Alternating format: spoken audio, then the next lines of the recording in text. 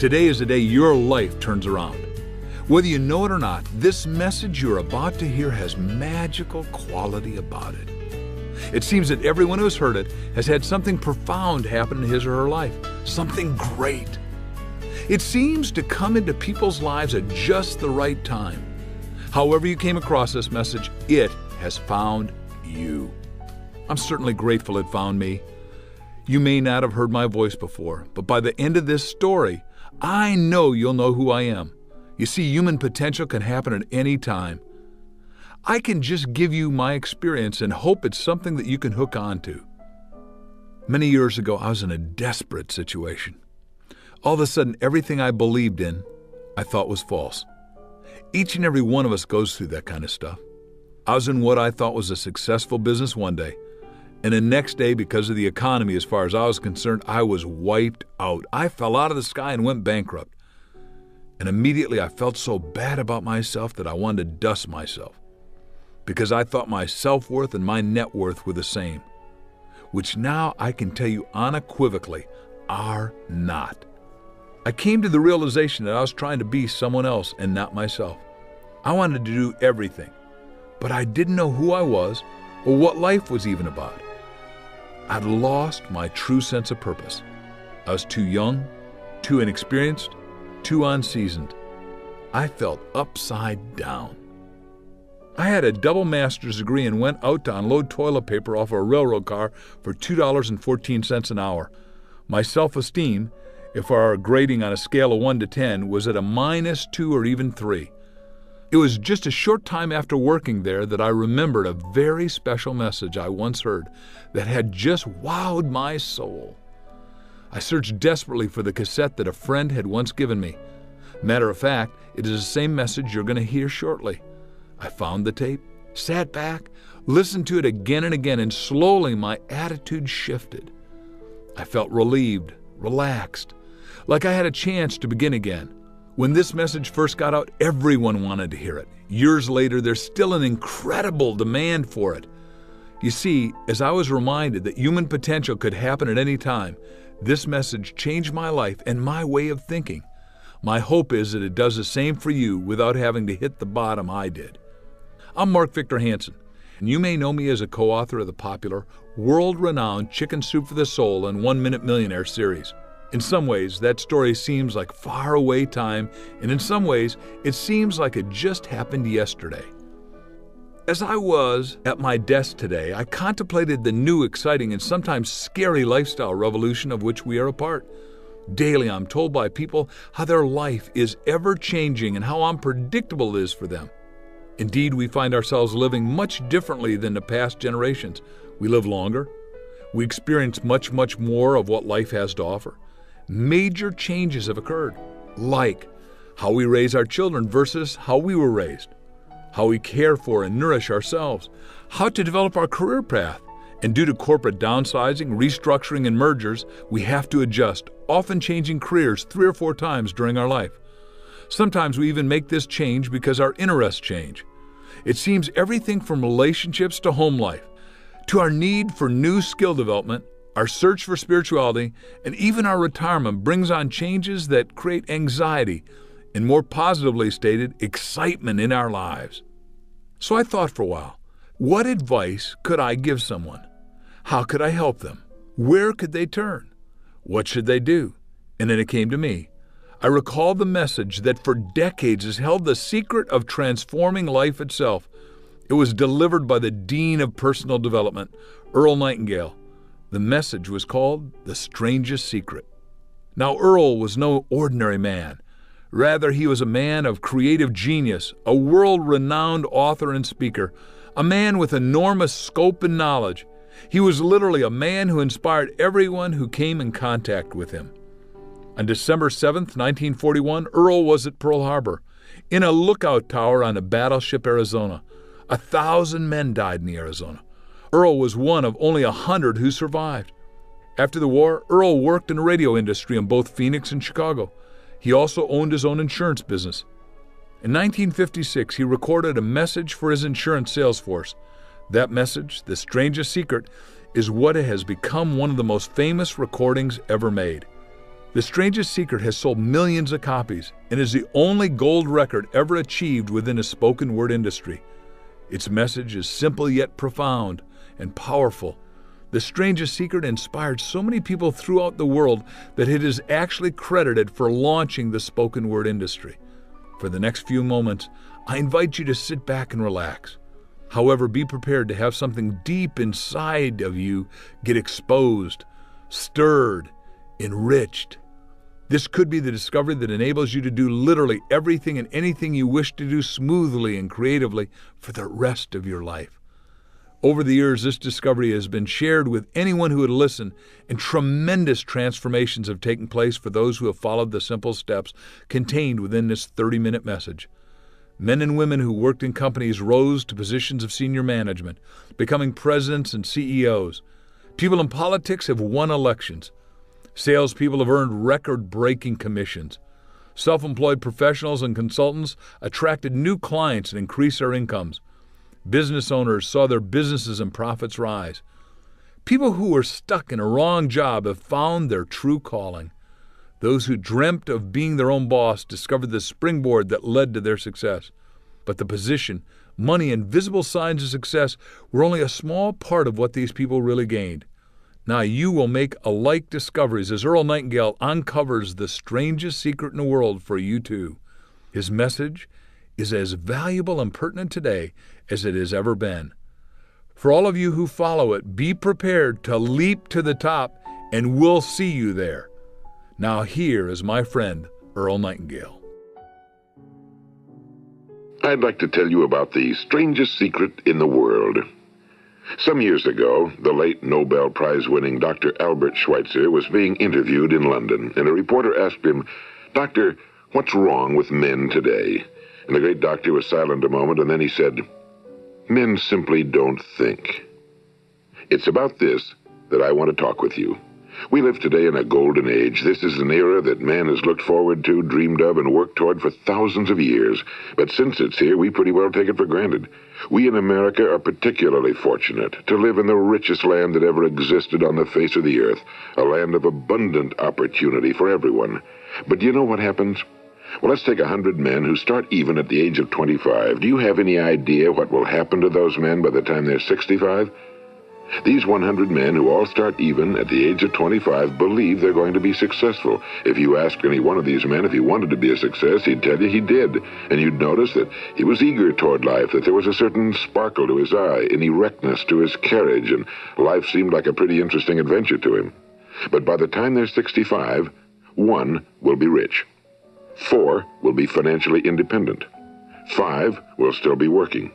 54 will be broke. Now think a moment. Out of the 100, only 5 make the grade. Now why do so many fail? What has happened to the sparkle that was there when they were 25? What's become of the dreams, the hopes, the plans? And why is there such a large disparity between what these men intended to do and what they actually accomplished? When we say about 5% achieve success, we have to define success. And here's the best definition I've ever been able to find. Success is the progressive realization of a worthy ideal. If a man is working toward a predetermined goal and knows where he's going, that man is a success. If he's not doing that, he's a failure. Success is the progressive realization of a worthy ideal.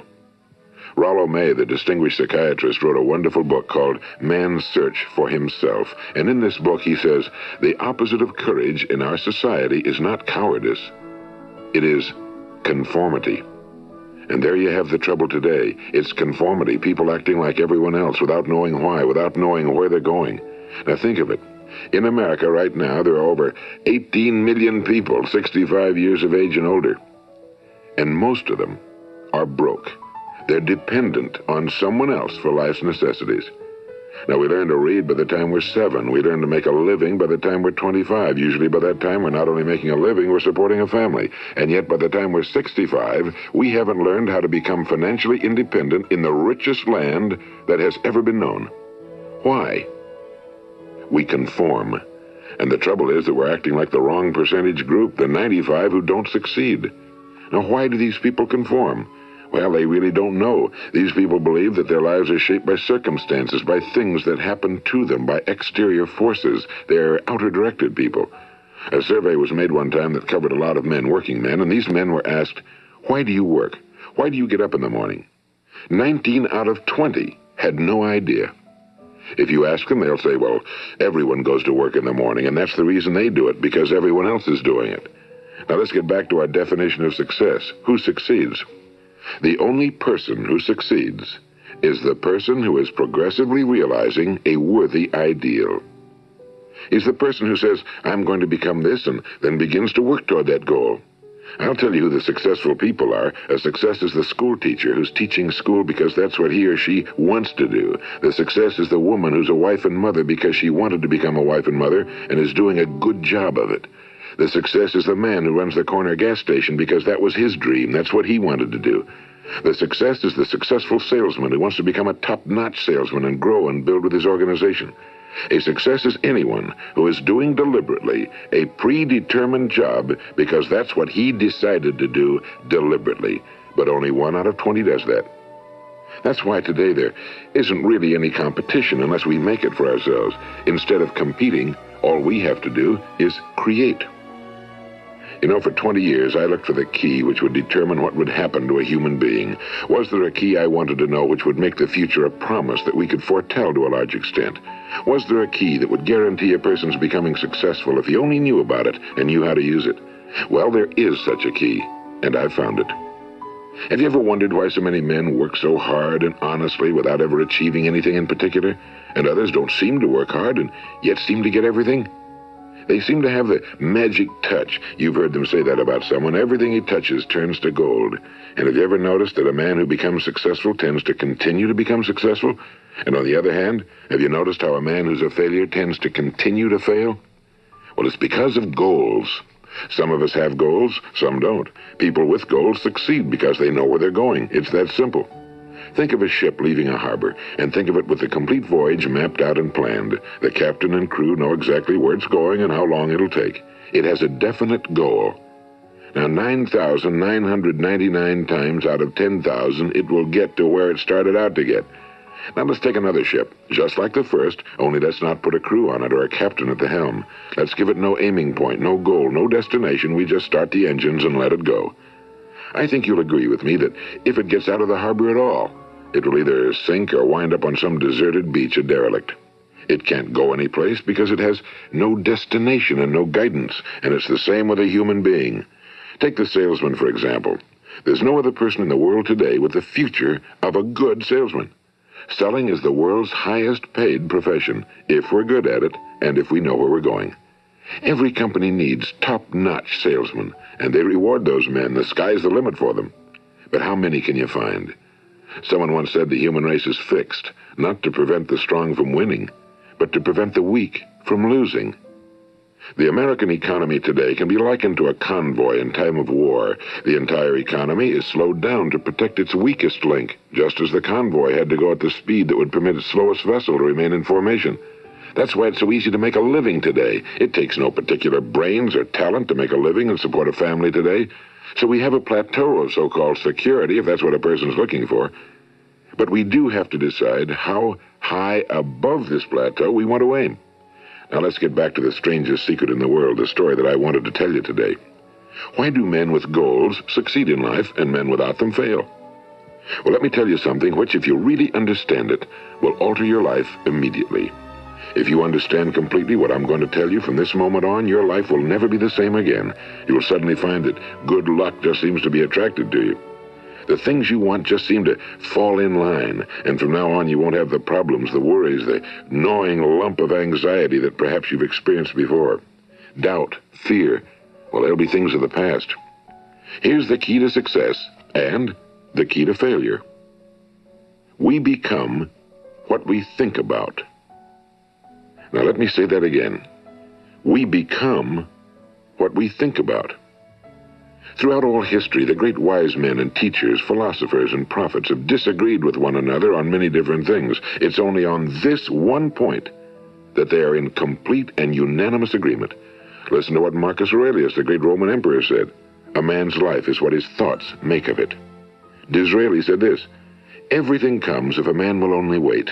I've brought myself by long meditation to the conviction that a human being with a settled purpose must accomplish it, and that nothing can resist a will that will stake even existence for its fulfillment." Ralph Waldo Emerson said this: "A man is what he thinks about all day long."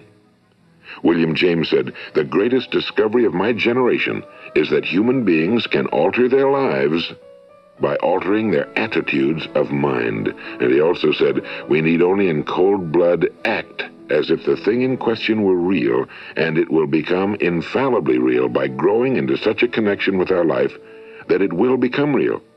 It will become so knit with habit and emotion that our interests in it will be those which characterize belief." And he also said, "If you only care enough for a result, you will almost certainly attain it. If you wish to be rich, you will be rich. If you wish to be learned, you will be learned. If you wish to be good, you will be good. Only you must then really wish these things, and wish them exclusively, and not wish at the same time 100 other incompatible things just as strongly." In the Bible, you read in Mark 9:23, "If thou canst believe, all things are possible to him that believeth." My old friend Dr. Norman Vincent Peale put it this way: "This is one of the greatest laws in the universe. Fervently do I wish I had discovered it as a very young man.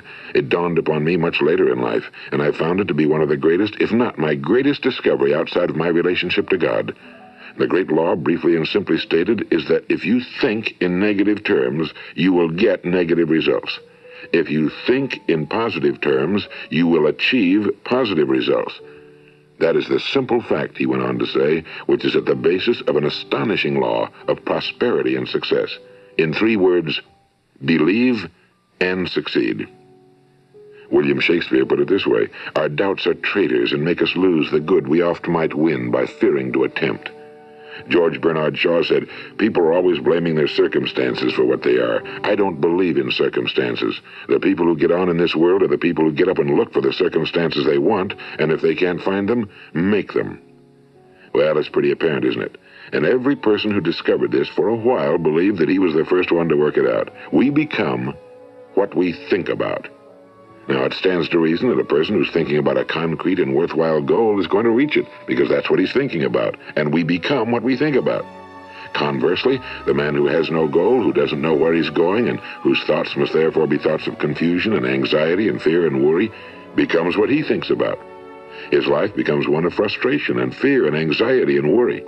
And if he thinks about nothing, he becomes nothing. Now, how does it work? Why do we become what we think about? Well, I'll tell you how it works as far as we know. Now, to do this, I want to tell you about a situation that parallels the human mind. Suppose a farmer has some land, and it's good fertile land. Now, the land gives the farmer a choice. He may plant in that land whatever he chooses. The land doesn't care. It's up to the farmer to make the decision. Now, remember, we're comparing the human mind with the land because the mind, like the land, doesn't care what you plant in it. It will return what you plant, but it doesn't care what you plant. Now, let's say that the farmer has 2 seeds in his hand. One is a seed of corn. The other is nightshade, a deadly poison. He digs 2 little holes in the earth, and he plants both seeds, one corn, the other nightshade. He covers up the holes, waters, and takes care of the land, and what will happen? Invariably, the land will return what's planted. As it's written in the Bible, as ye sow, so shall ye reap. Now remember, the land doesn't care. It'll return poison in just as wonderful abundance as it will corn. So up come the 2 plants, one corn, one poison. Now, the human mind is far more fertile, far more incredible and mysterious than the land, but it works the same way. It doesn't care what we plant. Success, failure. A concrete, worthwhile goal, or confusion. Misunderstanding, fear, anxiety, and so on. But what we plant, it must return to us. You see, the human mind is the last great unexplored continent on Earth. It contains riches beyond our wildest dreams. It will return anything we want to plant. Now, you might say, well, if that's true, why don't people use their minds more? Well, I think they figured out an answer to that one, too. Our mind comes as standard equipment at birth. It's free, and things that are given to us for nothing we place little value on. Things that we pay money for, we value. The paradox is that exactly the reverse is true. Everything that's really worthwhile in life came to us free. Our minds, our souls, our bodies, our hopes, our dreams, our ambitions, our intelligence, our love of family and children and friends and country, all these priceless possessions are free. But the things that cost us money are actually very cheap and can be replaced at any time. A good man can be completely wiped out and make another fortune. He can do that several times. Even if our home burns down, we can rebuild it. But the things we got for nothing, we can never replace. The human mind isn't used because we take it for granted. Familiarity breeds contempt. It can do any kind of job we assign to it, but generally speaking, we use it for little jobs instead of big, important ones. Universities have proved that most of us are operating on about 10% or less of our abilities. So decide now, what is it you want? Plant your goal in your mind. It's the most important decision you'll ever make in your entire life. What is it you want? Do you want to be an outstanding salesman? A better worker at your particular job? Do you want to go places in your company? In your community? Do you want to get rich? All you've got to do is plant that seed in your mind, care for it, work steadily toward your goal, and it will become a reality. It not only will, there's no way that it cannot. You see, that's a law, like the laws of Sir Isaac Newton, the laws of gravity. If you get on top of a building and jump off, you'll always go down. You'll never go up, and it's the same with all the other laws of nature. They always work. They're inflexible. Think about your goal in a relaxed, positive way. Picture yourself in your mind's eye as having already achieved this goal. See yourself doing the things you will be doing when you've reached your goal. Ours has been called the phenobarbital age, the age of ulcers and nervous breakdowns and tranquilizers. At a time when medical research has raised us to a new plateau of good health and longevity, far too many of us worry ourselves into an early grave trying to cope with things in our own little personal ways without learning a few great laws that will take care of everything for us. These things we bring on ourselves through our habitual way of thinking. Every one of us is the sum total of his own thoughts. He is where he is because that's exactly where he really wants to be, whether he'll admit that or not. Each of us must live off the fruit of his thoughts in the future, because what you think today and tomorrow, next month and next year, will mold your life and determine your future. You're guided by your mind. I remember one time I was driving through eastern Arizona and I saw one of those giant earth-moving machines roaring along the road at about 35 miles an hour with what looked like 30 tons of dirt in it. A tremendous, incredible machine. And there was a little man perched way up on top with the wheel in his hands guiding it. And as I drove along, I was struck by the similarity of that machine to the human mind. Just suppose you're sitting at the controls of such a vast source of energy. Are you going to sit back and fold your arms and let it run itself into a ditch? Or are you going to keep both hands firmly on the wheel and control and direct this power to a specific, worthwhile purpose? It's up to you. You're in the driver's seat. You see, the very law that gives us success is a two-edged sword. We must control our thinking.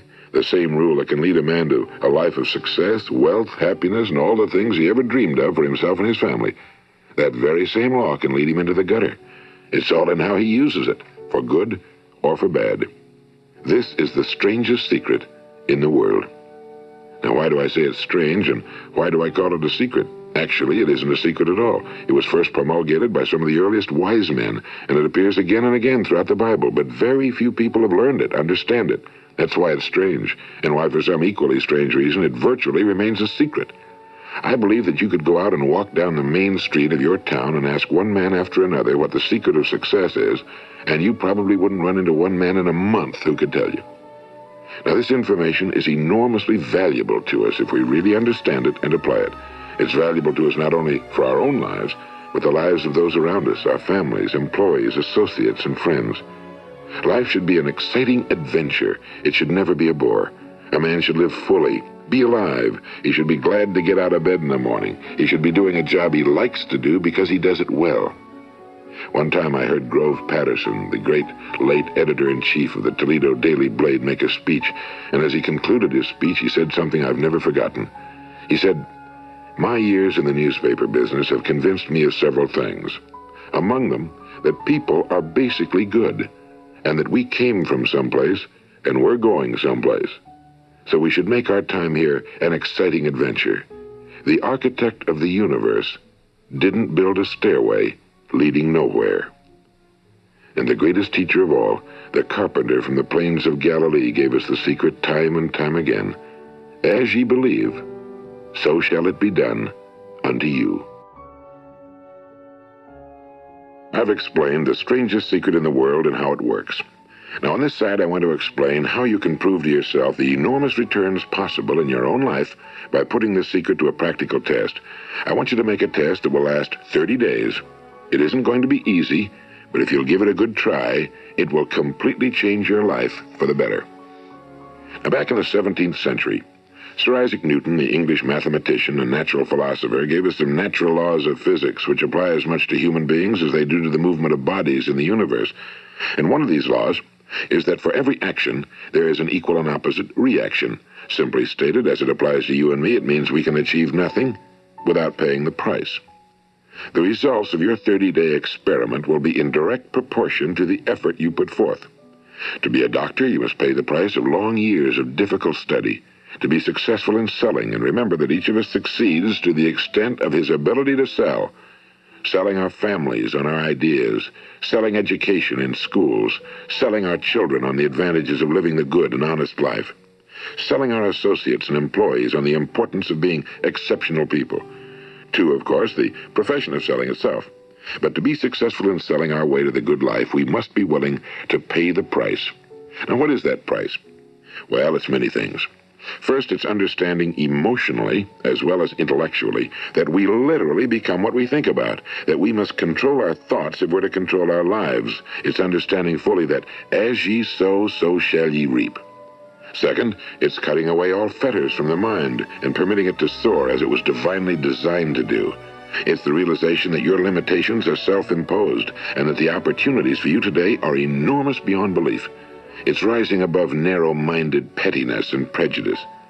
And third, it's using all your courage to force yourself to think positively on your own problem, to set a definite and clearly defined goal for yourself, to let your marvelous mind think about your goal from all possible angles, to let your imagination speculate freely upon many different possible solutions, to refuse to believe that there are any circumstances sufficiently strong to defeat you in the accomplishment of your purpose, to act promptly and decisively when your course is clear, and to keep constantly aware of the fact that you are, at this moment, standing in the middle of your own acres of diamonds, as Russell Conwell used to point out. And fourth, save at least 10% of every dollar you earn. It's also remembering that no matter what your present job, it has enormous possibilities if you're willing to pay the price. Now let's just go over the important points in the price each of us must pay to achieve the wonderful life that can be ours. It is, of course, worth any price. 1.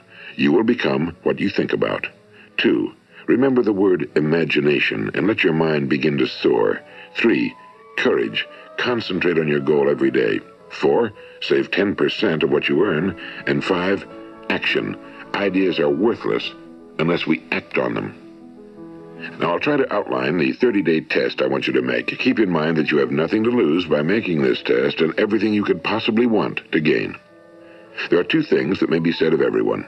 Each of us wants something, and each of us is afraid of something. I want you to write on a card what it is you want more than anything else. It may be more money. Perhaps you'd like to double your income or make a specific amount of money. It may be a beautiful home. It may be success at your job. It may be a particular position in life. It could be a more harmonious family. Each of us wants something. Now write down on your card specifically what it is you want. Make sure it's a single goal and clearly defined. You needn't show it to anyone, but carry it with you so that you can look at it several times a day. Think about it in a cheerful, relaxed, positive way each morning when you get up, and immediately you have something to work for, something to get out of bed for, something to live for. Look at it every chance you get during the day and just before going to bed at night. And as you look at it, remember that you must become what you think about, and since you're thinking about your goal, you realize that soon it will be yours. In fact, it's yours really the moment you write it down and begin to think about it. Look at the abundance all around you as you go about your daily business. You have as much right to this abundance as any other living creature. It's yours for the asking. Now we come to the difficult part. Difficult because it means the formation of what is probably a brand new habit, and new habits are not easily formed. Once formed, however, it will follow you for the rest of your life. Stop thinking about what it is you fear. Each time a fearful or negative thought comes into your consciousness, replace it with a mental picture of your positive and worthwhile goal. And there'll come times when you'll feel like giving up. It's easier for a human being to think negatively than positively. That's why only 5% are successful. You must begin now to place yourself in that group. For 30 days, you must take control of your mind. It will think about only what you permit it to think about. Each day for this 30-day test, do more than you have to do. In addition to maintaining a cheerful, positive outlook, give of yourself more than you've ever done before. Do this knowing that your returns in life must be in direct proportion to what you give. The moment you decide on a goal to work toward, you're immediately a successful person. You are then in that rare and successful category of people who know where they're going. Out of every 100 people, you belong to the top 5. Don't concern yourself too much with how you're going to achieve your goal. Leave that completely to a power greater than yourself. All you have to do is know where you're going. The answers will come to you of their own accord and at the right time. Remember these words from the Sermon on the Mount, and remember them well. Keep them constantly before you this month of your test. Ask, and it shall be given you. Seek, and ye shall find. Knock, and it shall be opened unto you. For every one that asketh receiveth, and he that seeketh findeth, and to him that knocketh it shall be opened. It's as marvelous and as simple as that. In fact, it's so simple that in our seemingly complicated world, it's difficult for an adult to understand that all he needs is a purpose and faith. For 30 days, do your very best. If you're a salesman, go at it as you've never done before, not in a hectic fashion, but with the calm, cheerful assurance that time well spent will give you the abundance in return you deserve and want. If you're a homemaker, devote your 30-day test to completely giving of yourself without thinking about receiving anything in return, and you'll be amazed at the difference it makes in your life. No matter what your job, do it as you've never done it before for 30 days. And if you've kept your goal before you every day, you'll wonder and marvel at this new life you've found. Dorothea Brand, the outstanding editor and writer, discovered it for herself and tells about it in her fine book, Wake Up and Live. Her entire philosophy is reduced to the words, act as though it were impossible to fail. She made her own test with sincerity and faith, and her entire life was changed to one of overwhelming success. Now, you make your test for 30 full days. Don't start your test until you've made up your mind to stick with it. You see, by being persistent, you're demonstrating faith. Persistence is simply another word for faith. If you didn't have faith, you'd never persist. If you should fail during your first 30 days, by that I mean suddenly find yourself overwhelmed by negative thoughts, you've got to start over again from that point and go 30 more days. Gradually, your new habit will form until you find yourself one of that wonderful minority to whom virtually nothing is impossible. And don't forget the card. It's vitally important as you begin this new way of living. On one side of the card, write your goal, whatever it may be. On the other side, write the words we've quoted from the Sermon on the Mount. Ask, and it shall be given you. Seek, and ye shall find. Knock, and it shall be opened unto you. Nothing great was ever accomplished without inspiration. See that during these crucial first 30 days, your own inspiration is kept at a peak. And above all, don't worry. Worry brings fear, and fear is crippling. The only thing that can cause you to worry during your test is trying to do it all yourself. Know that all you have to do is hold your goal before you. Everything else will take care of itself. Remember also to keep calm and cheerful. Don't let petty things annoy you and get you off course. Now, since making this test is difficult, some will say, why should I bother? Well, look at the alternative. No one wants to be a failure. No one really wants to be a mediocre individual. No one wants a life constantly filled with worry and fear and frustration. Therefore, remember that you must reap that which you sow. If you sow negative thoughts, your life will be filled with negative things. If you sow positive thoughts, your life will be cheerful, successful, and positive. Now, gradually, you'll have a tendency to forget what you've heard on this recording. Play it often. Keep reminding yourself of what you must do to form this new habit. Gather your whole family around at regular intervals and listen to what's been said here. You know, most men will tell you that they want to make money without understanding the law. The only people who make money work in a mint. The rest of us must earn money. This is what causes those who keep looking for something for nothing or a free ride to fail in life. The only way to earn money is by providing people with services or products which are needed and useful. We exchange our time and our product or service for the other man's money. Therefore, the law is that our financial return will be in direct proportion to our service. Now, success is not the result of making money. Making money is the result of success, and success is in direct proportion to our service. Most people have this law backwards. They believe that you're successful if you earn a lot of money. The truth is that you can only earn money after you're successful. It's like the story of the man who sat in front of the stove and said to it, "Give me heat, and then I'll add the wood." How many men and women do you know, or do you suppose there are today, who take the same attitude toward life? There are millions. We've got to put the fuel in before we can expect heat. Likewise, we've got to be of service first before we can expect money. Don't concern yourself with the money. Be of service, build, work, dream, create.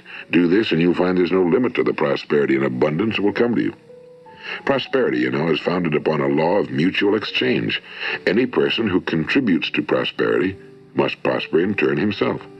Sometimes the return will not come from those you serve, but it must come to you from someplace, because that's the law. For every action, there is an equal and opposite reaction. As you go daily through your 30-day test period, remember that your success will always be measured by the quality and quantity of service you render, and money is a yardstick for measuring this service. No man can get rich himself unless he enriches others. Now, there are no exceptions to a law. You can drive down any street in America and from your car estimate the service that's being rendered by the people living on that street. Had you ever thought of this yardstick before? It's interesting. Some, like ministers and priests and other devoted people, measure their returns in the realm of the spiritual, but again, their returns are equal to their service. Once this law is fully understood, any thinking person can tell his own fortune. If he wants more, he must be of more service to those from whom he receives his return. If he wants less, he has only to reduce his service. This is the price you must pay for what you want. If you believe you can enrich yourself by deluding others, you can end only by deluding yourself. It may take some time, but just as surely as you breathe, you'll get back what you put out. Don't ever make the mistake of thinking you can avert this. It's impossible. The prisons and the streets where the lonely walk are filled with people who tried to make new laws just for themselves. We may avoid the laws of man for a while, but there are greater laws that cannot be broken. An outstanding medical doctor recently pointed out 6 steps that will help you realize success. 1. Set yourself a definite goal. 2. Quit running yourself down. 3. Stop thinking of all the reasons why you cannot be successful and instead think of all the reasons why you can. 4. Trace your attitudes back through your childhood and try to discover where you first got the idea you couldn't be successful, if that's the way you've been thinking. 5. Change the image you have of yourself by writing out a description of the person you would like to be. And 6. Act the part of the successful person you have decided to become. The doctor who wrote those words is a noted West Coast psychiatrist, Dr. David Harold Fink. Do what the experts since the dawn of recorded history have told you must do. Pay the price by becoming the person you want to become. It's not nearly as difficult as living unsuccessfully. Make your 30-day test, then repeat it again, and each time it will become more a part of you until you'll wonder how you could ever have lived any other way. Live this new way and the floodgates of abundance will open and pour over you more riches than you may have dreamed existed. Money? Yes, lots of it. But what's more important, you'll have peace. You'll be in that wonderful minority who lead calm, cheerful, successful lives. Start today.